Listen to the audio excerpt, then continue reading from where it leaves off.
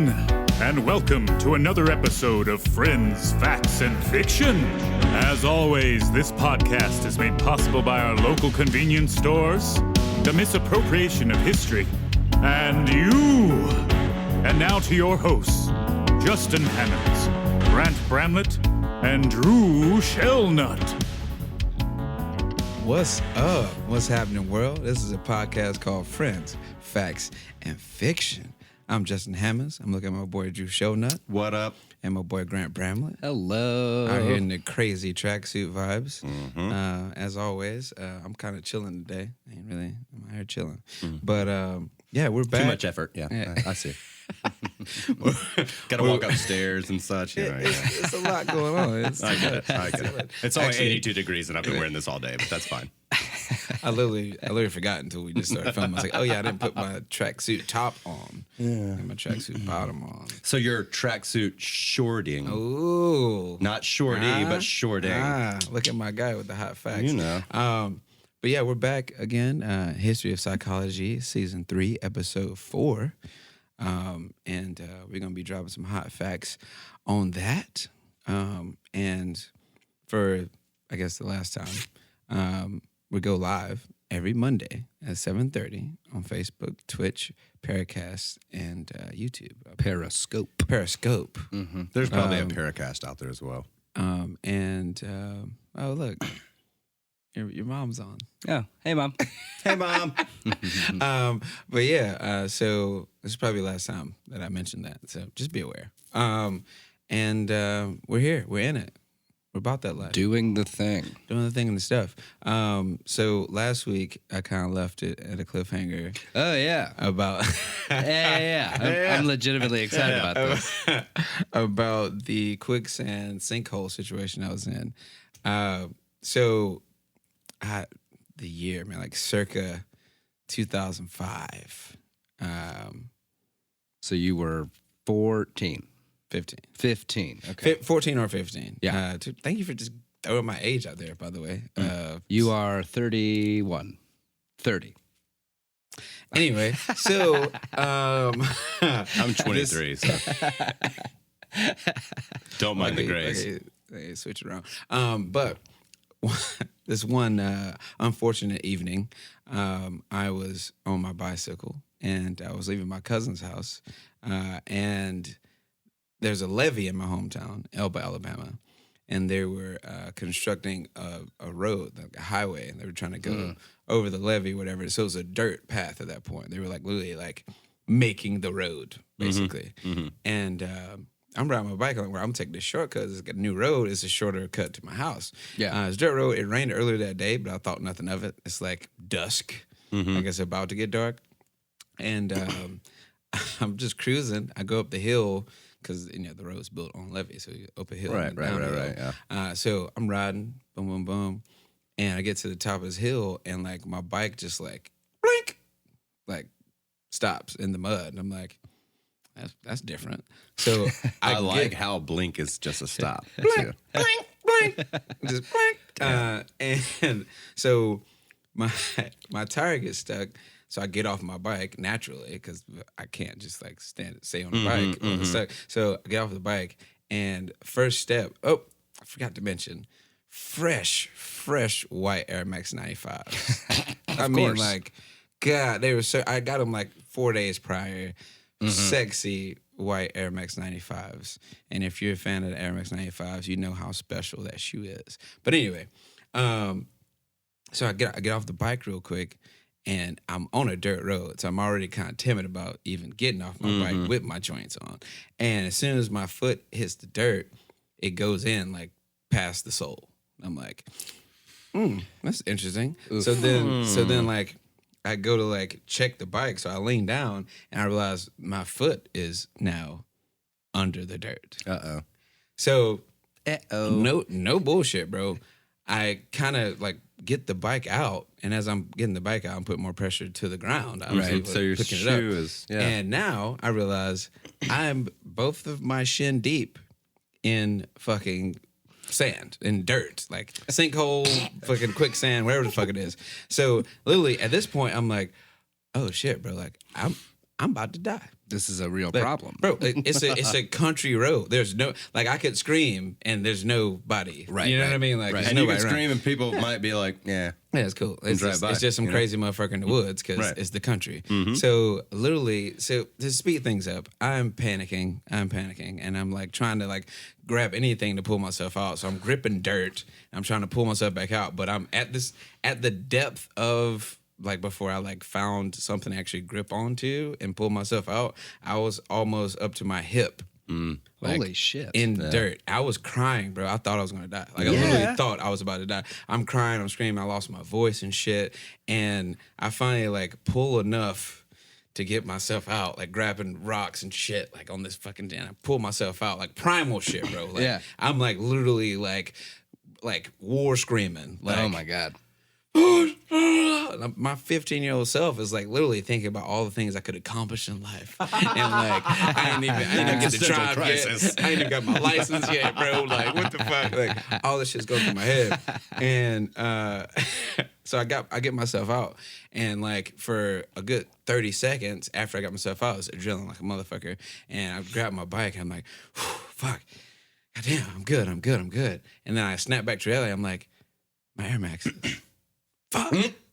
Air Max is gone. Oh, you're Oh, barefoot now. they gone. Yeah, I'm in socks. That's bro. a first Gone. world problem by now. Yeah, Air Max is gone. I'm like, yeah. You know? fuck, man, my Air Max. And like for the first 5 seconds, I'm like, I wanted those fucking Air Max. I need those Air Maxes. And then like 20 seconds after that, I was like, I gotta explain to my mom Right. that I just lost my new Air Maxes. You know what I'm saying? Like, bro, it was like. And she's not going to believe that. No, not gonna believe me at all, bro. Yeah. But luckily, I had fucking mud stained shorts and like dirt all on my drive Fair. on my legs. Yeah, that's true. So it's like, look, like shit went down. I'm sorry, you know what I mean? Like, I just lost a $95 pair of shoes. What's really weird about that whole situation, like you mentioned, Shit was crazy, you bro. mentioned this at the last, the ass end of the last episode, and I didn't think about it until you started talking about it. My dad used to take me raccoon hunting, like until I was like Of course 12, you and went figured out raccoon hunting as a child. how inhumane it actually is. But look it up. Anyway, so we're walking through Jones Mill Pond, and if you're in Northport, Alabama, you know what I'm talking about. So Only we're walking, in Northport, Alabama, right? do you We're know what the walking fuck he's through talking this area, and it is essentially just a swamp. But it is, if you're in Tuscaloosa, you know that the swamps in Tuscaloosa aren't swamps in Louisiana; they're just marshes, and getting closer to the mountains, so it kind of peters off a little bit. This one didn't. We let our dogs go, as you do, to go tree the coon. And blah, blah, blah, blah, blah, doggies barking. Let's go find them. Yeah, we go trekking out through the woods. Mind you, I am and quarterback the next day a football game. And this is 2:00 in the morning before we hear anything from dogs barking. Dogs are barking. Let's go that way. And that's how you do it. You go that way for the Right. dogs. And we go that way. Thank you, Pac. We go that way for the dogs, and we come back. We get the dogs. We come back. We get the raccoon. We come back. We're walking across like this one, like 100 like yard area. It's like a football field area of marsh that we're walking through, and I literally one step sink up to my hips, and I've got those big like ladies call them what, galoshes, rain boots. Sure. That are actually galoshes, but like redneck, like rain boots. These motherfuckers, I got these from like Lowe's or Walmart. Sure. They're great, but they just right off, and that's the sound it makes. Yeah. And Suck my off your pants feet. went with them. That's fun.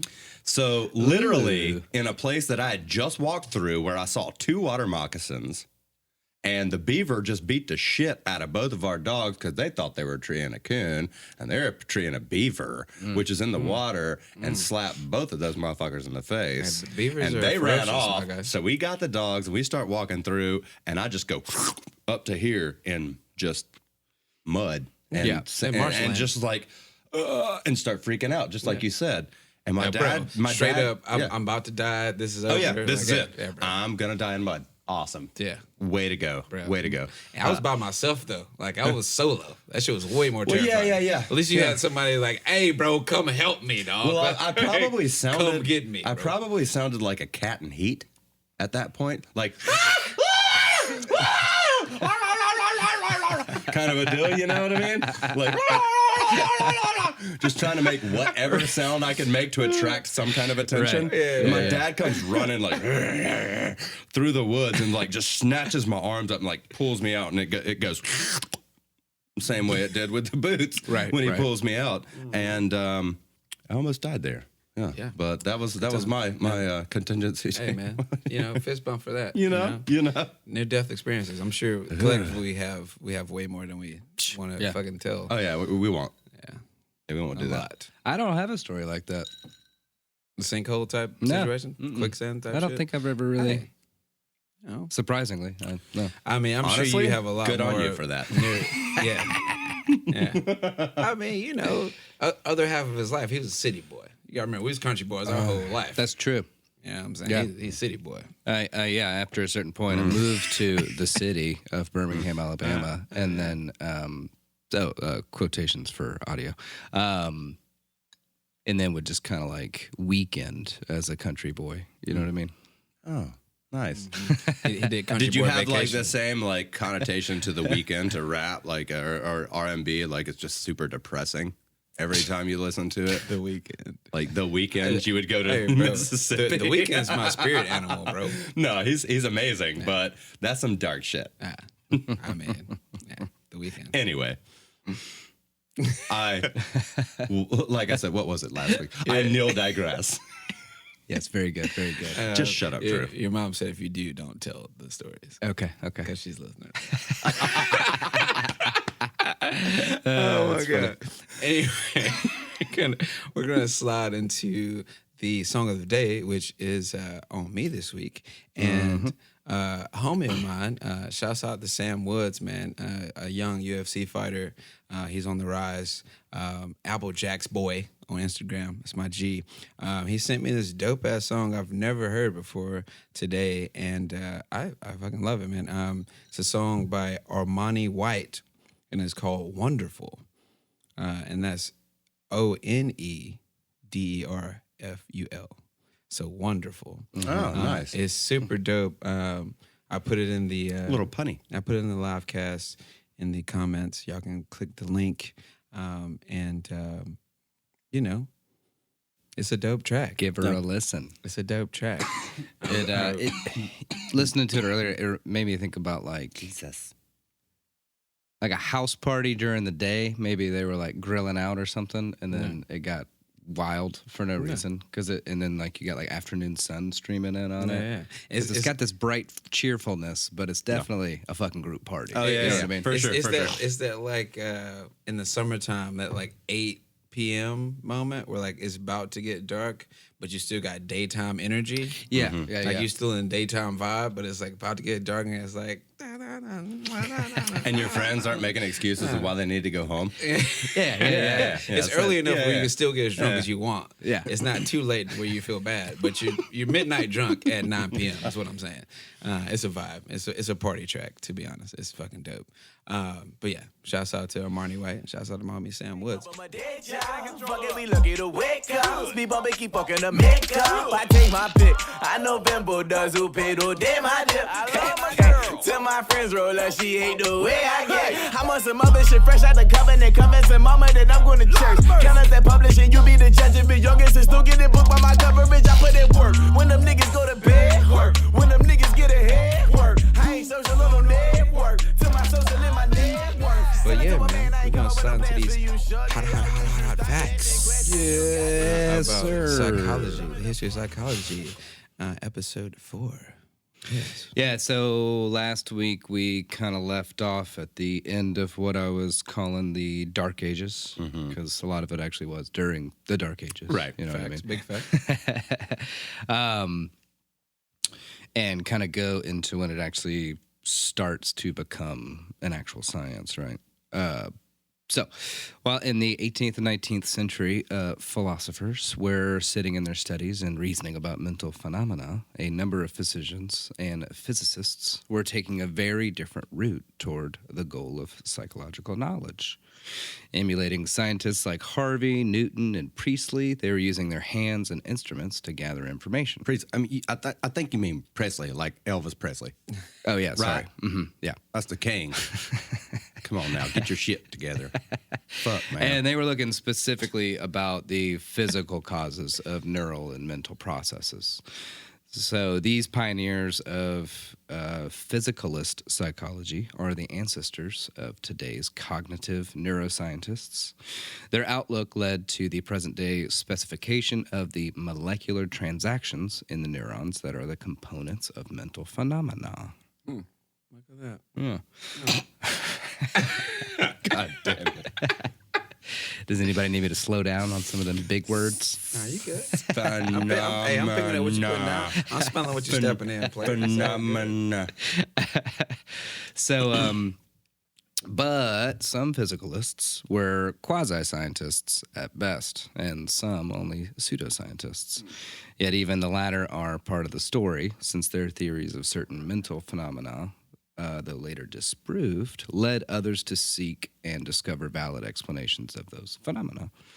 Like Phenomena. this fucking guy. This fucking guy here. This fucking guy here. So this I'm gonna fucking say guy I'm walking this here. fucking This guy fucking over guy here. here. Technically was a doctor, but I'm definitely gonna go whoosh, whoosh, Dr. whoosh, whoosh, Franz Anton Mesmer here. Okay, so the is air quotes for audio purposes. You like it? You like it? I guess for future reference. So that's also an on-air like prompting for me and Justin now that you only knew. So now we'll just start Now we doing know. Yeah, now we know. We just happened. In-house. So doctor. No, Franz not that slow. Anton. Yeah, like a laser. Doctor Come on, Franz guy. Anton Mesmer. Mesmer, okay? And everybody remember this name. He's hilarious. So he tried to, and I seriously will emphasize try, take a scientific approach, right? So in the 1770s, Germans and Brits were still more so on the philosophy boat. Mesmer, a physician in Vienna, had the bright idea of applying magnets to patients on the theory that the mind and body can be healed of disorders of the body's magnetic force. Holy shit. Yeah. So if those So that was some big thinking. those magnetic force fields are realigned, you cured, right? That's the whole thought process. Yeah. Which, of You course, mean like convulsions and fucking putting your body through shock? basically anything. Yeah, but it's crazy. just magnets. Okay, it's not actual electricity, just straight up magnets. Yeah. Which, of course, is pure nonsense. But it became the rage in the time in Vienna and then in Paris. And here's a pretty fantastic scene of our guy here. Okay, cue some fun music. It is 1778. We're in a dimly lit, mirror-hung Baroque salon in the Place Vendôme. A dozen elegantly dressed ladies and gentlemen sit around a large oak tub, each holding one of a number of metal rods protruding from the tub, which is filled with magnetized iron filings and chemicals. From an adjoining room comes the faint keening of music played on a glass harmonica. Exactly like that, yeah.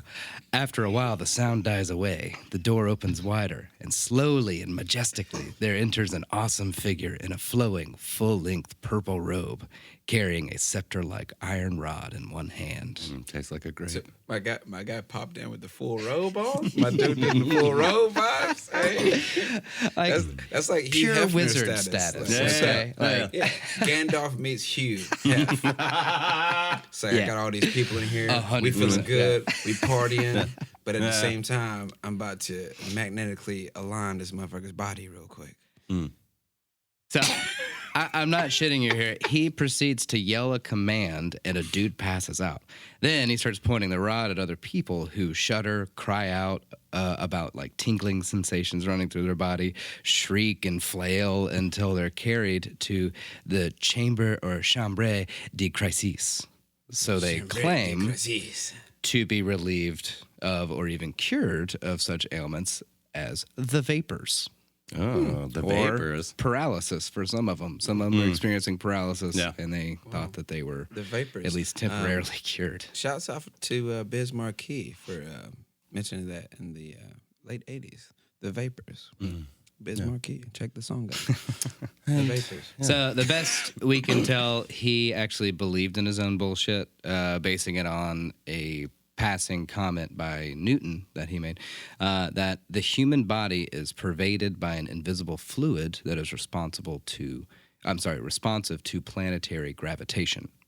So Newton mentions this in some of his writings, and Mesmer took it and ran full speed. for sure. As far as he could until he found a dark room and a purple robe. And a purple robe. That's right. The purple robe is important. That's the power. That's where the Yeah. power comes from, is the purple robe. Apparently so. I mean, So- anybody heard of Prince? I mean, come on. leading to Mesmer's conclusion of a person's health depends on their animal gravitation being in harmony with the planets. Now, today we can assume that this is all like pretty hilarious pomp and circumstance surrounding his treatments. I really like the. Thank you. Is a very that's a really strong environment, right? And anyone feeling these results is just an aspect of suggestion, you know, kind of like hypnosis, in a way, you know. Real quick on this guy, he was also a pretty competent amateur musician and got his hands on one of Franklin's glass harmonicas. Oh, shit, the glass And harmonica. that is actually the instrument that was playing in my fun little story. I left it as harmonica on purpose. One, it's a quote. And two, so we could talk about the Franklin episode that we did and how a lot of people get harmonica and armonica mixed up. Except this is true. Even Go back and my, listen to the Ben Spankin. Even my historian guy. Yeah, the Ben Spankin episode we did is amazing. Our first two-parter, by the way. Ben Spankin. That's true. You know, Ben Franklin, that's what I'm saying. Also, Ben Spankin because he spanked a lot. yes, he did. Also, he and his rich ass wife, which, by the way, that's how he got into Viennese high society, is that money. They hosted Wolfgang Mozart's first opera Holy in shit. their garden, Whoa. in their private home's garden. What? So this crazy motherfucker that rocks purple robes in like eyes wide shut type of parties And magnetizes you. Yeah. hosted Mozart's first joint? Yeah. Like his first gig? Yeah. Like the Mozart. First The gig. Mozart, yeah. Uh-huh. I think he actually prefers that to the Mozart. The Mozart. Like, what a time to be alive, bro. What a time. Well, for y'all, not for me. I just thought that was fucking fair. Yeah, super fair. very, trust me. very fair. But that's fucking crazy, bro. It's fucking nuts. And also, if the connection has not been made, the term mesmerized. Get it? From Mesmer. Yeah. From Mesmer. Seriously, yeah. Because his name is Right. What? That's cuter than hell. I tell you what, if I knew what to tell you. You know, when you connect some dots sometimes, it's a magical moment. It is. I mean, you might even get mesmerized. This magic moment. Full circle. Nice. See that? I Full circle. liked it. So here homie's for that. I'm here for basically the father of hypnotism, right? Obviously. Yeah. And I wanted to make a quick note on hypnotism. The half sideshow gag, half therapeutic tool seen to be useful in habit breaking and pain relief. There's actually MRI evidence of a physiological mechanism at work as opposed to personality traits, right? You know that old thing of like people or you can't hypnotize me or that person's easily hypnotizable, all that kind of bullshit. It's not an actual personality trait, and there is something that's going on. Like it is a legitimately somewhat real thing. There's like an actual mental state you go into.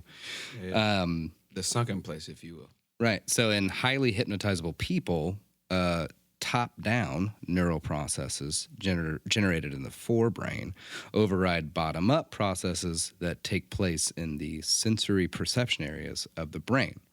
While in non-hypnotizables, the opposite is true. Right. So to explain, people who naturally use the top-down approach fill in the blanks to make sense of something, as opposed to absorbing the information purely with the senses. Or if you're shown a shape that doesn't mean anything in particular out of context, and you like immediately make a leap as to what that symbol could mean, you're theoretically easier to hypnotize. That's crazy. Yeah, I mean, yeah. and I mean, in the future of season 3, we'll get more in the top and bottom. But yeah, that's wild. Yeah. That's wild. Well, moving on Very to good. more bullshit. I knew you were going to take it. I actually Wild. put... It's wild. That's what I he kept knows top my down, cues. bottom up in there, and I wanted to, We're going the top and bottom just later on in The bottom's season. up. If you know what that means off rip, then you know what I'm talking about. Yeah. Anyways, Well, let's move on to a little bit more caca of the brain. caca, a caca. Physiognomy, or the interpretation of character and mental abilities from the shape and size of facial features or cranium. So Boy got a these, big ass head. He a big thinker. yeah, you got a type big shit. nose, you're an idiot. You know, kind of a deal. You know, like Or Jewish. or vice versa. You know, who knows these things? I love you. Sorry. These are jokes, people. These are jokes. Anyway, Yolks. Yes, yolks. Yes, they are yolks. Darwin actually almost missed Not gonna out of his, go near. you know, pretty important trip to the Galapagos because the captain doubted anyone with his nose could possess significant energy and determination for such a voyage. wow. Yeah. So, like I said, your nose. So apparently, your nose is funky. You ain't got the brain power to No. come on this voyage. You know. Damn, that's real. Yeah, and a guy who was, you know, the chief proponent of this crap is Franz Joseph Gall, right? Okay. He popularized phrenology in Europe and the U.S., right? Wow, phrenology, Kind of enough bro. said there, you know? Yeah, phrenology is a whole. Oof, that's deep. Y'all looking at that shit? That is some wild Well, shit. we've already talked about it. Oh, yeah, we did Yeah. talk about Yeah. it season 1, Blackout episodes, but also phrenology, which I mentioned in that episode. Great album by The Roots. Very good album. Anyways, I'm gonna keep it rocking with these hot facts. But all that being said, he did develop a technique of dissection that showed that 2 halves of the brain are connected by stalks of white matter, the commissures. That the fibers of the spinal cord cross over to connect to the brain. So that crossover of the brain presents the opposite side of the body. Yeah, exactly. Kind of a situation. Okay. The larger the cortex of a species, the greater is its intelligence. Okay. Which is all true. Yeah, so homie that developed Yeah. phrenology, one of the most racist ass things Racist. ever Yeah. to present itself in science, did actually discover some, you know, Right. real shit and important shit. No, you know? Yeah. he's dope, but also racist. It's a mixed bag. Yeah. Yeah, mixed bag. Yeah. I mean, like you said, Interesting. it's all true, but that last one was kind of the thought that led to materialism, immortality, atheism by the powers that be at that time. If we have some dedicated listeners or people interested in history out there, guys, maybe they know that phrenology was super horrific, like we just said. Exactly. And it helps people rationalize racism and, you know, super massively disapproven. A quick rundown for people that don't know. Phrenology is basically the study of the size of your skull to amass your intelligence. And they were saying that black people had smaller skulls, therefore they were less intelligent and less capable of living their lives as intelligent human beings, which is obviously bullshit. And phrenology, like, fucked up African Americans for hundreds of years, and bunch of bullshit. But anyway, Well, I digress. You nil digress. I digress. Thank you. Well, you know, so he would look at things like if an area didn't look the way it was like supported by his hypothesis, he would just simply move on to another area. Just to say he would just move on and like, eventually I can't find my answers here. Okay, something cool. that offset the area, Yeah. you know, and then voila, his theory stands. Exactly. Because he just kept moving on and moving on and moving on until he professional found bullshitter. it. It's what I was told in, I think, PBS, ninth if you grade, will. the mathematical guess and check method. Guess and check. Yeah, guess and check. Guess and check. It's not great. But good at all. yeah, so we'll move on. A dude named Pierre Florens was horrified by Gall's haphazard methods and set out to discover whether, there was any kind of merit to any of this shit he was talking, Right. He operated on the brains of many different animals to see. He just operated on, like animals and would poke different, like areas to see how it reacted and stuff like that. See the brain power of every animal. Right. basically. But without getting into the nitty gritty, Floren's step-by-step method proved homie wrong, He kind of proved him wrong. Homie dum dummy. Yeah.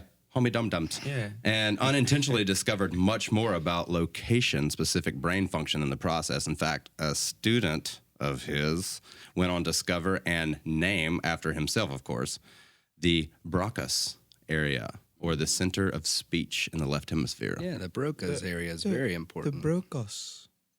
Broke us off some, like a Kit Kat. Broke us off some. Also, we just slid on by my PBS reference. Professional bullshitter.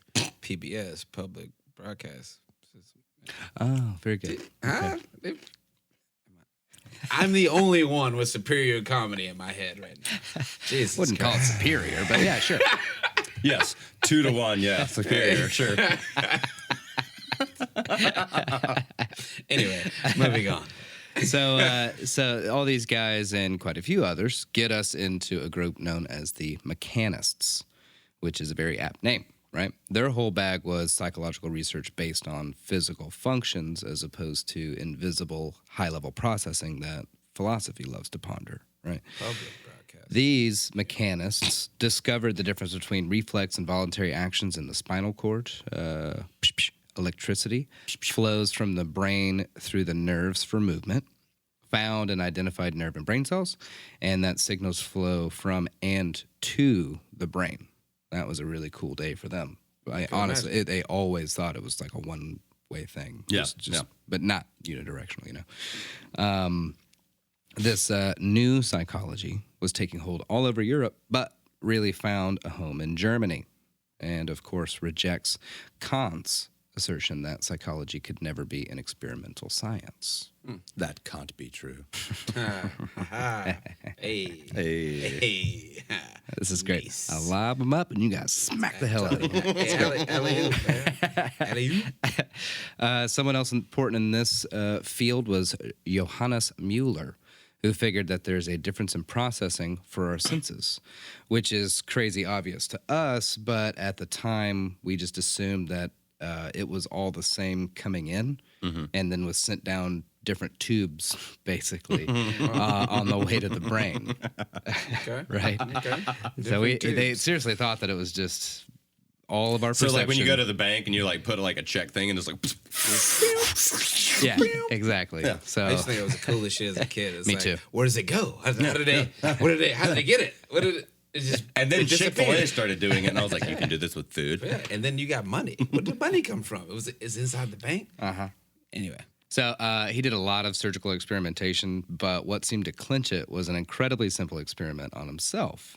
When he pressed his own closed eyes, the pressure created not sound, not smell, nor taste, but flashes of light. been there, man. Damn. Okay, so but you think about, I'm pretty sure we've all, as humans, from every moment up until that moment, That shit crazy. everyone's experienced that at least once, but nobody thought about it, I guess, until Mueller here, when he's like, he's cutting into people's brains and animals' brains. And then one day he does this little numby, and then It's like, oh shit, that was wild. that's like a eureka moment. Yeah. Right? Yeah. Fucking wild. Eureka's Castle, by the way. So a cooler way of making this conclusion was my homie, William James, who I'm going to talk about later. Fucking great sense of humor. You love this William James. I guy. love this guy. Anyways, y'all about this William James. if our brain simply takes in all stimuli and then sorts it, we could splice the outer extremity of our optic nerves to our ears and that of our auditory nerves to our eyes. We should then hear lightning and see thunder. Ooh. His fun, dramatic way of saying that's impossible Yeah. and total Right. crap. You know Right, what I mean? right. Yeah. So basically, Mueller answered one of the great questions: how do the realities of the world around us become perceptions in our minds? Look at that. Huh? Look at that. Weber is another that made headway in the sense of touch. Chris Webber? Yep, definitely. They didn't know how to call a timeout. He discovered that depending on the area of the body, we have a limit on determining how close two objects that touch us are, i.e., the tip of the tongue is less than a 20th of an inch, and on the cheeks, half an inch, and along the backbone, anywhere up to 2.5 inches, which is more than a 50-fold range of sensitivity. And more importantly, a dramatic indication of the relative number of nerve endings in each part of the body and what they provide us. Bang, bang. He also studied our capacity of sensing differences with one with weights, and concluded the heavier the first weight, the greater the difference had to be before his subjects could perceive it. And the lighter the first weight, the greater their perceptual sensitivity is.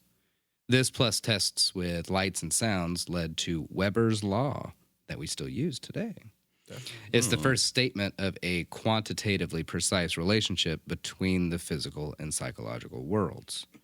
And after, and a couple of guys named Helmholtz and Jung came up with the trichromatic theory that we see a combination of light refractions only in a limited spectrum of what we call primary colors, based on Mueller's contributions. Interesting. Look at that. Look at them facts. Isn't that fun? Them hot facts. It is fun. Soak it up. Jesus. Well, all of these contributions to the scientific approach to mind and perception lead us to the man named Wilhelm Wundt and the birthday of psychology in December 1897. you know, I like the year 97, not 18, but 97 was a good year. Yeah. Shh. Be quiet. That's not nice. What? Yeah, what? And boys, let me tell you, it's as sure as it sounds. In a small room on the 3rd floor of a shabby building in Leipzig, Germany, with a clock-like device, hanging weights, a metal stand in which a ball would fall onto the telegraph, all rigged up together. Exciting, right? Right. You made it exciting. I was intrigued. That's it. That's the history of psychology. Thanks, guys. Oh, right. Okay. So all of this built up to that one moment. That's it. So But no, season 3 is really. over? Oh. But no, really. Something seemingly so trivial, kind of weird, restored the study of conscious mental process to something significantly like measurable. You know, so an observer would cause the ball to drop. When they heard the sound, they would push the telegraph key, logging the exact moment of that person's perception of their reaction to it. Now, what makes this important to Weber's approach to this experiment, in one scenario, the subject is told to press the key as soon as he is clearly aware of his perception of the sound. In a second form, he is told to press the key as soon as possible when the sound occurs. So, in the first case, the instructor's focus is his attention on his own perception. In the second case, it's the sound of itself, you know. Yeah. This tests awareness, which takes about twice as long as a reflexive or muscular response, 0.2 of a second versus a tenth kind of a deal. And perhaps even more importantly, the way the subjects or observers have been trained for this experiment were actually where the psychology really kind of came up in this, you know. Right. So, I mean, in one case is really more so of everybody before Wundt is taking this as just as purely physical response to something and then recording it, right? So like 0.2 of a second versus 1/10 of a second, that is significant to figure that out, right? Sure. I mean, hell, we use the whole 0.2 rule, like when we're driving a car, right? Exactly. It takes that long for you to actually react to something. You know what I mean? Right. That's why you follow further back from the car in front of you, the faster you go. By the way, drivers. By the way. Bro, let's not even get on that shit. That's people can't drive. That's just Well, so But what he did was take like the mental state, really logging what the observer or the test subject was thinking about and how that changes their response or their response time and how they felt while they're doing it. Yeah. All important stuff. So they were trained in introspection by spending hours and hours listening to a metronome. And these are all at different speeds. So it kind of, was their median on all of this. You know? got you. And logging how it made them feel, obviously. Faster, making them more excited, and slower, making them kind of more sleepy, kind of more calm. For example, when they took the clangy ball telegraphed test, Grant's brainchild of a name for sure, but I digress. It reported... Clangy ball telegraph test, huh? That's the He name. reported that when their attention is focused on their awareness of hearing the sound, they experience a clear, though fluctuating, mental image of what they expect to hear. A minor wavering sense of strain, mild surprise when they hear the sound, and a strong motivation to press the key, obviously. In the reflexive form of the experiment, they experience a feeble mental image of the expected sound, a considerable sense of strain, strong surprise when the ball drops, and an impulse to press the key almost without consciously willing to. So this not only measures the amount of time between these two everyday occurrences in people, but identifies the mental processes that take the place in that simple act. right. And this was revolutionary in the field and led to a lot, and many people, to follow his lead, known as Wundtian psychology or Wundtian psychology. Okay. Made it sexy. So yeah, Wundtian. yeah. Wundtian psychology. So no, he wasn't in a perfectly obvious situation, First, there's no central theme to it, and at best, he was seen as a dualist in the sense that he didn't believe in the mind as separate from the body. Oh, wow. He did say that the phenomena of consciousness paralleled the process of the nervous system, but he considered the form to be based on like the combinations of the actual neural events. And this approach to psychology was first only a natural science, but later in his life he considered it to be a spiritual science for our sake at mental higher activity. He also thought that introspective of any way other than his was completely wrong. Like, course. Like just crap. Yeah. I'm right. Yeah. Even when I'm wrong, I could have been right. So I was right in the first Yeah, like place. child psychology, hypnotism, suggestion.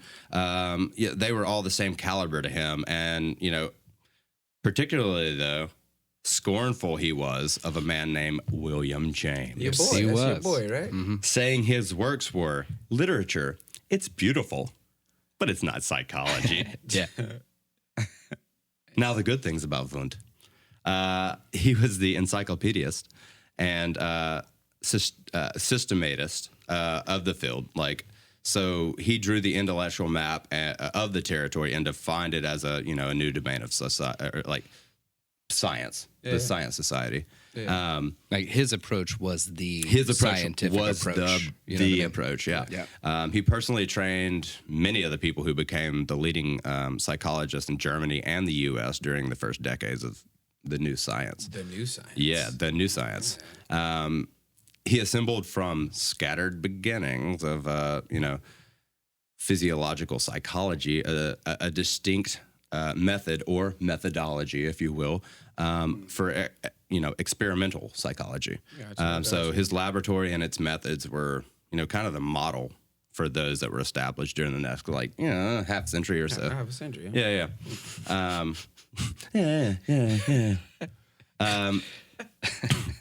He had thoroughly immense authoritative textbooks, though. So in that, he have influenced most of the first 2 generations of American psychologists and their students, at that matter, as well. During the early part of the 20th century, the majority of American students of psychology traced most of what they knew back to Wundt. But his ideas don't still apply in today's world of psychology. Really, we moved past him by the 20s. Behaviorists, for Roaring 20s, example. huh? Yeah. Great Gatsby. Yeah. But behaviorists, for example, grew from an attempt to prove certain aspects of his approach as wrong Right. and considered them unscientific. Yeah, so essentially. Wundt would consider behaviorists, which is like a really important aspect of modern psychology, as unscientific. And that whole field of psychology grew out of an effort to prove. Yeah, so the him things wrong. that You know grew what were I'm like, like child psychology, psychological testing, clinical psychology. Yeah, all that just flourished after everyone kind of moved past his Right. way of thinking in that. So there's a historian, Ludi T. Benjamin, sums him up pretty good, I think. In the end, Wundt's psychology and that of his contemporaries was replaced by newer approaches. Although parts of this psychological system exist in modern psychology, we continue to remember him principally for his vision in seeing the promise of a science of psychology and then taking the giant steps required in the 19th century to establish the discipline. Right. Nice. Open the door and then I'll build the house. Right. Basically. Yeah, I mean, really, like he laid the foundation for sure. You know what I mean? Like For that sure. definitely was the birth of psychology, like as a science. And just like other aspects of science, we continuously figure out that a hypothesis was wrong, and then we move on from it. You know what I mean? That's pure fact. Comes That from theory is not a law.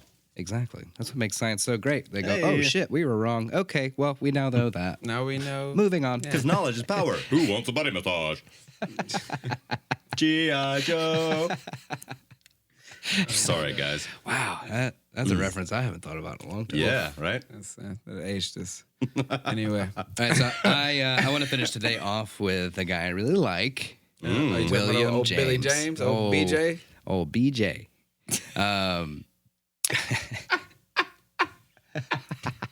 We're gonna let it chill. We're gonna let So- it chill. That's not even Mom always said if I keep my face like that way, it would stick that way sometimes. So Billy James.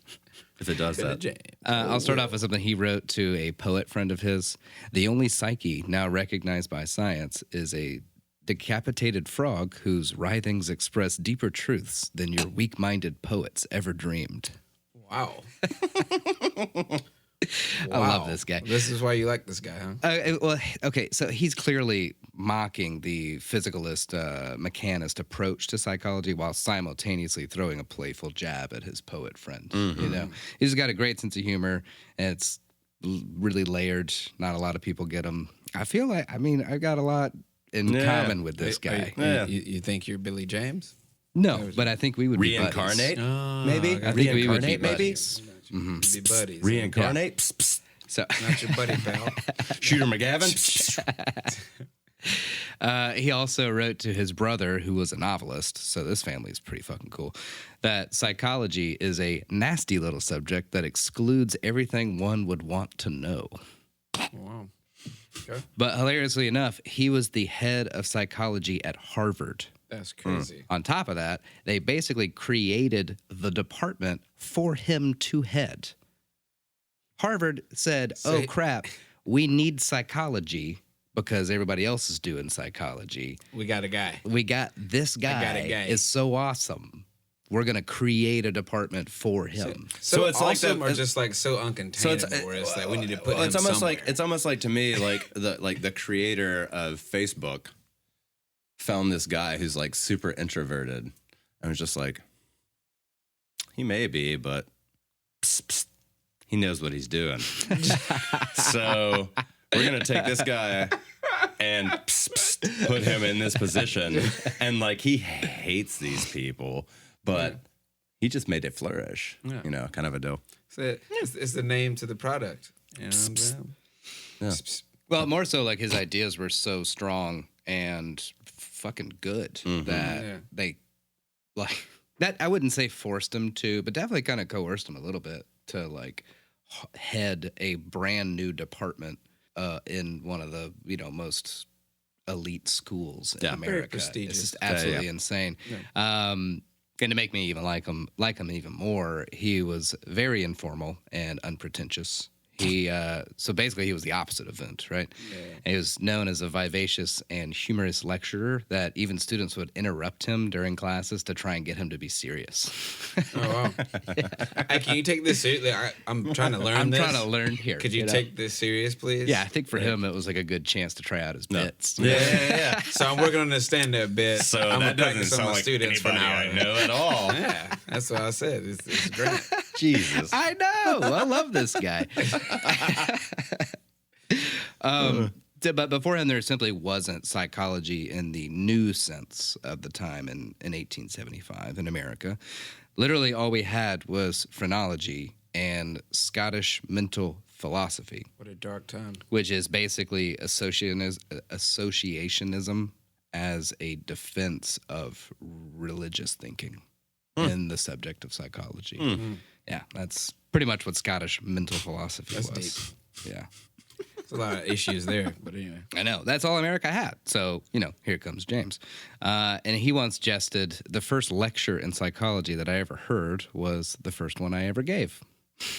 Right? Right. Wow. Thus, he introduced This guy, experimental this fucking- psychology to America. And, of course, he hated to do experiments, even though he Yeah. was the dude of Yeah, yeah. experimental psychology in America. I feel him. He found them tedious and boring, but he would force himself to do so in order to prove or disprove a theory. One being a very intensive experiment on memory he conducted on himself that disproved a roughly 2,000-year-old belief that memory, like a muscle, can be trained and strengthened. So something he didn't like doing was like, all right, this is important. I'll fucking do it. It was like several months of him locking himself in a room and memorizing like old literature and everything like that. And then a little while later, he'd come back and try and memorize it again, and it found out that it was going slower the second time around. Interesting. Yeah. So I thought that was kind of fucking crazy. Yeah, that's wild. Also, It's almost like a chef, showing someone how to do something after they've just perfected it, sucked it in, and they and haven't you gotta been teach it doing it somebody. after a while, and they've just shown someone how to do it, and like 3 months later, you're like, I wrote this recipe, bro, I got this, and you come back in, and the dude that you showed it to is just like showing Yeah. you how to do it. yeah, so Yeah. something more intensive or involved, like memory, for example, is not like riding a bike. No, And we not know at all. that as musicians. Yeah, you for know? sure, for sure. Of course. Yeah, Yes. if you don't do it, if you don't use it, you lose it. You really yeah, do. for sure. Yeah. Also, unlike Wundt, he believed heavily in introspection on arriving at and sometimes testing hypotheses. He was also the first American to call attention to the work of the then obscure Viennese physician Sigmund Freud, Pink Floyd. who we're going to cover in a couple of weeks. Homie even explored the world of abnormal psych, attending seances, meeting with psychics, and even made a pact with a dying friend to wait outside of his room to maybe make contact with his departing soul. Yeah, so what he said about this like abnormal psych, I find myself believing that there is something in these never-ending reports of psychical phenomenon, although I haven't yet the least positive notion of that something. Theoretically, I'm no further than I was at the beginning. But that sucks. No, right? That sucks. Well, I mean, I've done all this work, but pretty much 30 years of work has led me back to 30 years ago. Yeah. I got this far to go back this far. So But that's just in like the world of psychics. Yeah, and right, seances And all that weird shit off to the left. He wanted to give it a try, and dig into it, see if there's any validity If to so it. facto bullshit. Yeah. Kind of. I feel like it's kind of what he was saying too. Is it real or not? Yeah, I give it a go. So, to finish off some of his important ideas, one is functionalism, and that is super paraphrasing, that we mentally and socially evolve similarly to the way that we've biologically done so. right? So higher mental processes serve us in an adaptive way. As we evolve as a species, our social skills and higher mental activities kind of evolve with it. Right. You know what I mean? Yeah. Which was not the thought process before him, which is fucking insane. But Crazy. it's Wild to very think about obvious. that. Yeah. Nobody thought about that before. Yeah. And his approach to the nature of mind, which we've been talking about basically this whole time, like mind body, where's what is the mind versus the brain, Right. blah, blah, blah. To sum up his a little too much, but we don't have time, honestly, to go into it. He felt that psychologists should lay aside the whole mind-body question. Psychology was in no way ready or able to spell out the connections between physiological states and mental states. He just knew that we weren't there yet. Yeah. We didn't have the science, you know. We don't have the technology. Yeah. Well, I mean, to like Straight realize the fact that we are not there yet mentally and or technologically is a kind of intellectual advancement in and of itself. To know not, you need to know not. You just made my brain hurt. For 2 weeks in a row, why do I do this for y'all? To know that So you you know meant nothing at like all. he was like combining like Cheez-Its and football, and he liked Cheez-Its better. No. To know anything is to know you know nothing at all. Yes, of course. Yes, that type of shit. is what But I there's meant. so many different types of Cheez-Its. I don't know them at all either. I mean, Like so many different types of Cheez-Its. Oh, God. yeah, man. All right. Gay toast. Great cheese. Another one of his is the stream of thought or stream of consciousness, right? So here's a biggie. You guys pay Let's the go. fuck attention I'm for once. dialed in. Let's go. Using introspective analysis as the major approach to investigation, he asserted that the reality most immediately perceived by that method is the unbroken flow of complex thought, right? Here's a quote. Most books start with sensations as the simplest mental facts and proceed synthetically, constructing each higher stage from those below it. But this is abandoning the empirical method of investigation. No one ever had a simple sensation by itself. Consciousness, from our natal day, is of a teeming multiplicity of objects and relations. The only thing which psychology has a right to postulate at the outset of this fact of thinking is as of itself. The first fact for us, then, as a psychologist, is that thinking of some sort goes on. I use the word thinking for every form of consciousness indiscriminately. If we could say in English, it thinks, as we say it rains or it blows, we should be stating the fact most simply and with a minimum of assumption. As we cannot, we must simply say that thought goes on. Smart fucking dude. Yeah, right. Smart fucking dude. Right. I was intrigued. Like, it's all happening around us all the time, all at once. Yeah. 360 degree, Yeah. constantly. You know Right, what I mean? There's 100%. no such thing as just one stimuli. There's no such no. thing as just one thought. No. It all flows together. It's So all what you dial constantly into, happening, you know right? what I mean? It's fucking insane. And it's so fucking cool that, he's the one, like, seriously, was like the first guy to put it. He was the most modern in the protagonist words. It's towards like, hey, the thought this shit's process always of happening. like, Yeah. hey, we are one. Right.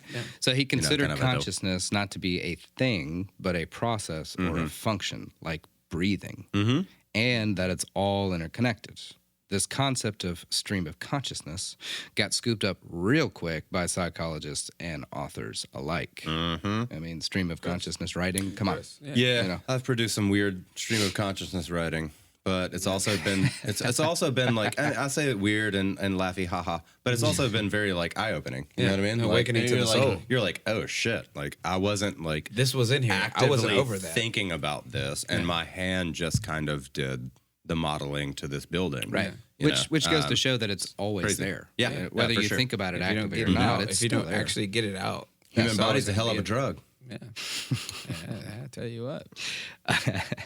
The self, that's another big one. James felt that the belief in a distinct principle of selfhood was an integral part of the common sense of mankind, and found a way to restore to psychology a meaningful and researchable concept of self with his notion of the empirical self, which consists of several components: the material self, which is our stuff and family; the social self, who we are and how we behave in public, essentially; and the spiritual self, anything observable with introspection. So the whole like Kim dynasty.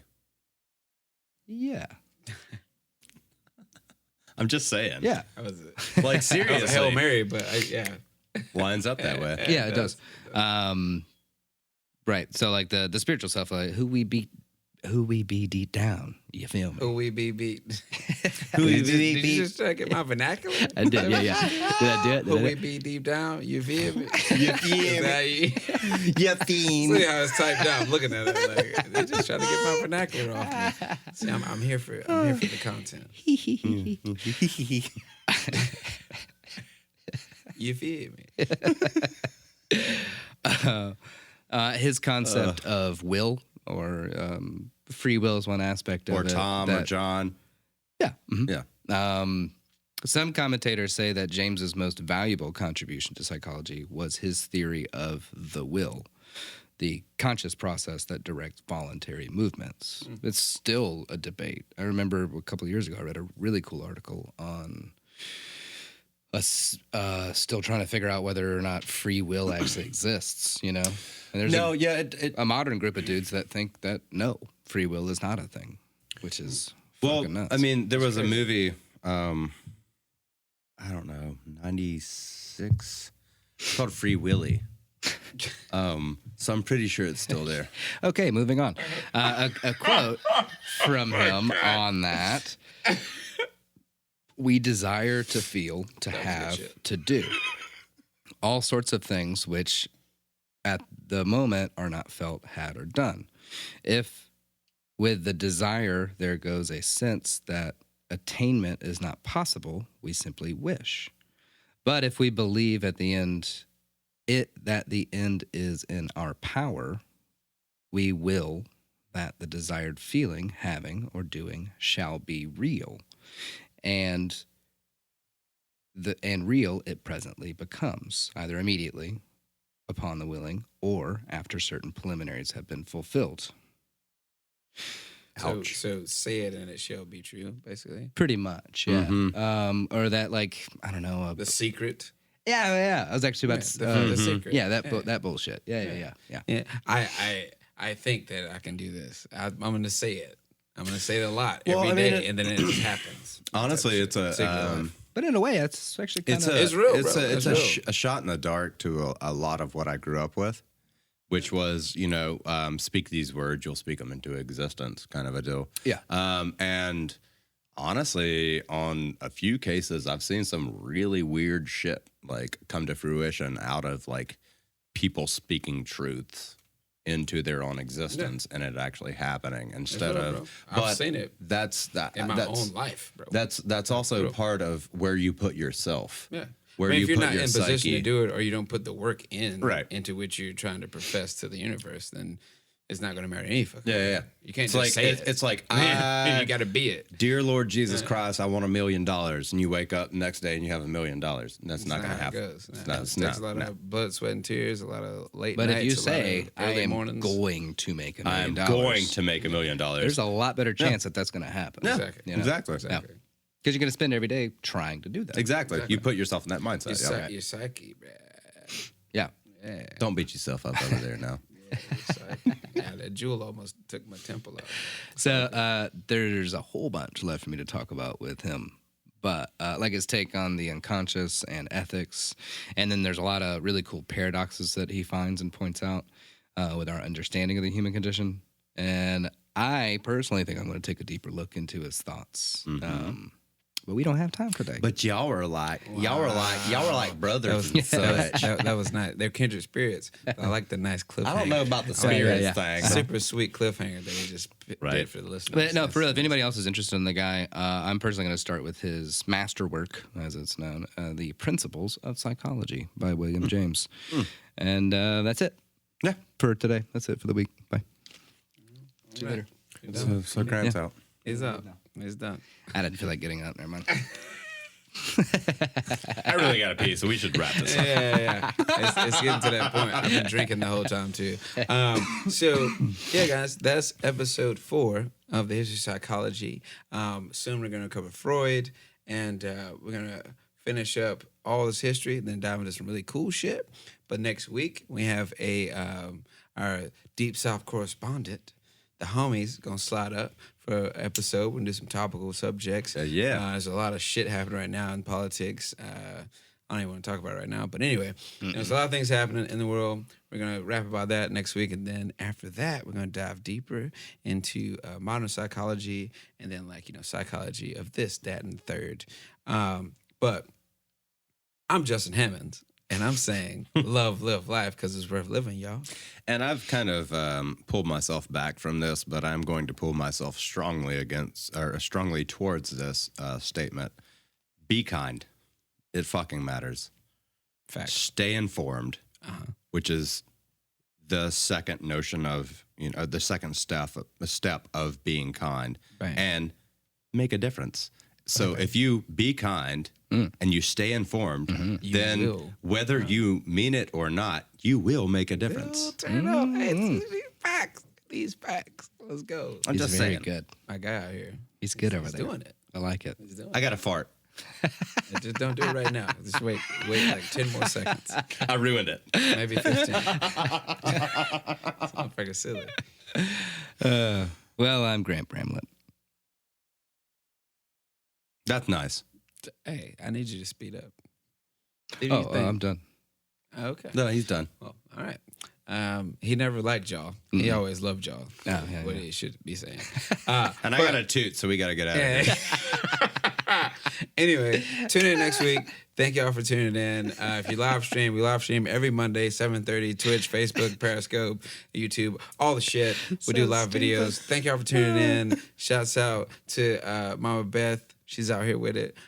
Shouts out to everybody that listens and supports out in Ireland and Dutchland and fucking And Netherlands shouts into all the people Germany who and actually shout America, into us. and instead everybody of, that emails us. Thank y'all for the emails. Keep emailing us. We love y'all. Keep tuning in. It's popping off. We out here. This is a podcast called Friends, Facts, and Fiction. And we out. Thanks for listening and stay tuned for the next installment. Find us on Facebook and Instagram to stay up to date on all things Friends, Facts, and Fiction. Our Instagram handle is friends_facts_fiction. As always, please reach out to us. You can send any of your questions, praise, and fact-checking to friends_facts_fiction@gmail.com. It's important to us to only propagate the truth, and we'll correct any errors we may have made. Your hosts and researchers are Justin Hammonds, Grant Bramlett, and Drew Shellnut. Our episodes are produced by Grant Bramlett. Additional producership provided by Grace Higgs. Our recording engineer is Grant Bramlett. Our editor, mix, and mastering audio engineer is Jeremy Mulder. Lighting design is provided by Justin Hammonds. Our office assistants are Gully and Bull. Our research assistants are Under and Paid. Our current interns are Lost and Questionable. Our personal drivers are Titleist and Tired. And our resident pooches are Pack and Jolene, the Devil Child. This has been a production of Friends, Facts, and Fiction.